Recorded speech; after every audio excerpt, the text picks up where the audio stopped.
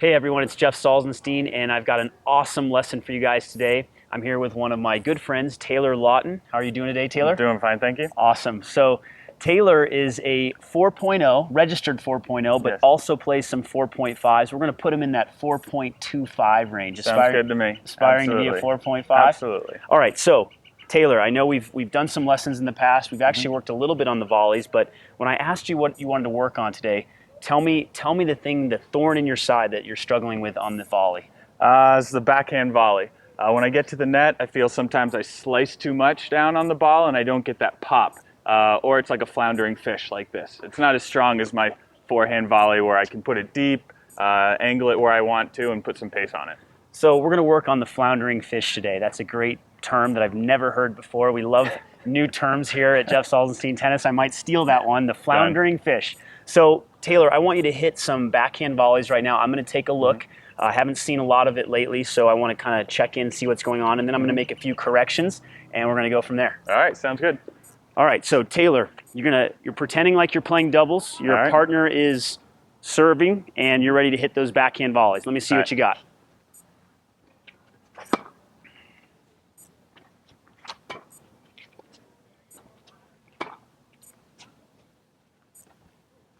Good, let's stop right there. Okay, so I've got a couple of suggestions for Taylor, and the first one is actually might be a little challenging to try, but we're going to do it anyway to see if you get instant results. If you don't, we're going to work with what you have.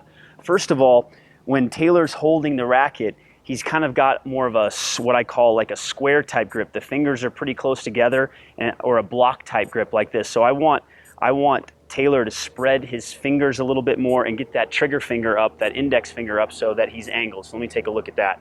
Yes. And then the other thing is we're going to move his grip just a little bit. There you go, towards continental. There you go. So does that probably feels pretty strange? Yeah. Yeah, so Absolutely. He's concurring that it feels strange. Like I said, we're going to try this with the grip. If we fail miserably, I'm going to adapt. I'm going to have him go back to his grip, and I'm going to correct it with some other cues. So let's just try focusing on that grip right now and see what happens. All right, some more backhand volleys and see what shakes free.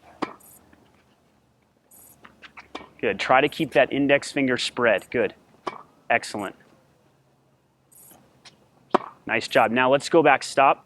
Any feedback? Be honest. Did it feel different, the same, or worse? Definitely, it feels different, like I have to angle my wrist differently. Okay.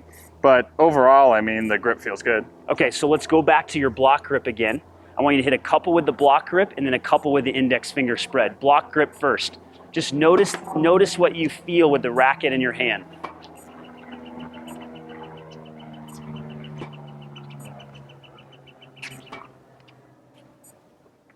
Are you spread or you have the block? I spread it. Okay, go halfway back. through. Okay, go back to the block, and I'll tell you when I want them spread. Okay.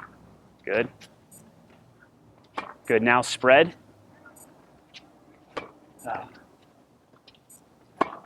Good. All right, stop right there. Okay, so we know that the grip change is going to be an adjustment. When you angle the hand, you just got to make sure that you're not too far towards the forehand. You're going to have a little bit more of a continental grip. Okay. Sometimes it slides that way. Yep. But first, I want to get into the finish. So this time, I want you to hold your finishes on all of your swings. Okay. Let's go ahead and go back to the block grip, the one you're comfortable with, because I don't want to change too many variables at one time. We're only going to focus on the finish and see what happens there. And I want you to hold like a statue at the end. Gotcha. All right? Yep. So we're getting ready to hold that finish. Hold. Pretty good. I actually would like to see it come a little bit more like that. Okay, let's try it again. Okay. Freeze. Good. That was actually a little too far. So I actually want you to stop the racket, but I want this feeling right here, and then I'll make an adjustment. Okay? Good. Again. Freeze. Good. Now, I'm going to come around here real quick.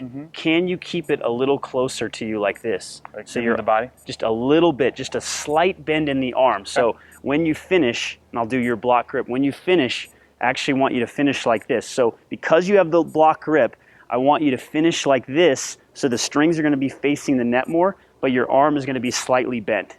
Okay. Okay? Right there. Right there. So you see how the strings are facing the net. You're not opening up. You're not coming across too much. Yep. So you're going to stop and try to just stop at contact and keep your elbow slightly bent. Okay. Freeze. That was a great one right there. Nice job. Okay, same thing. Try to mimic that finish right there. Freeze. How'd that feel? Felt great. I heard the pop and everything. We heard the Great. pop. Let's do that again. Good. One more time, please. Freeze. Good. Excellent. So I like how the strings, slight bend, good. I like how the strings are facing the net more instead of this and this. Now, I'm going to go ahead and demonstrate a couple right now and talk you through it the way that I see it and the way I feel it. Okay. Absolutely.